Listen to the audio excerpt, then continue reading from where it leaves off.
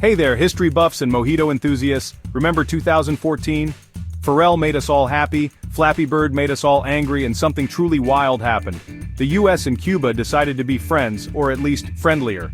After decades of Cold War chill, President Obama announced a thaw in relations. This was huge. Embassies reopened, travel restrictions eased, and everyone wondered if this was the beginning of a beautiful friendship.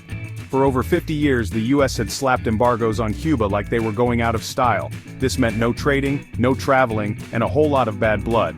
But with this new opening, things were looking up. Could this be the start of a new era? Could Cuba finally escape its economic time warp?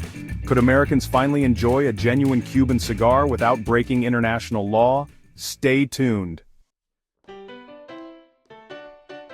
The Cuban people, known for their resilience and love of good music, were cautiously optimistic.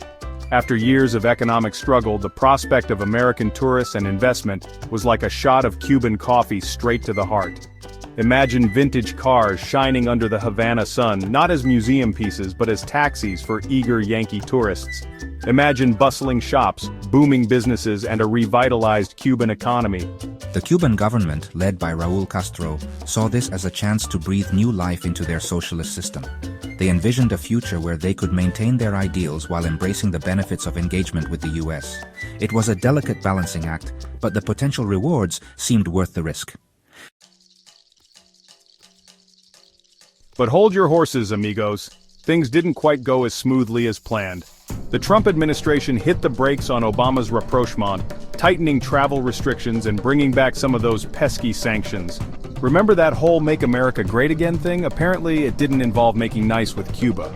This policy reversal threw cold water on Cuba's hopes for a quick economic revival. The anticipated flood of American tourists slowed to a trickle, and businesses that had banked on increased trade were left high and dry. It was a harsh reminder that the path to normalized relations was paved with more than just good intentions. So where do things stand now, you ask? Well, it's complicated. The relationship remains caught in a tug-of-war between those who see engagement as the best way forward and those who favor a more hardline approach. The Biden administration has eased some restrictions, but the big-ticket items like lifting the embargo remain off the table. Meanwhile, Cuba is grappling with its own internal challenges, from economic reforms to political dissent. Will these two neighbors ever become true amigos? Only time will tell. But one thing's for sure, this roller coaster relationship is far from over. A big fat maybe.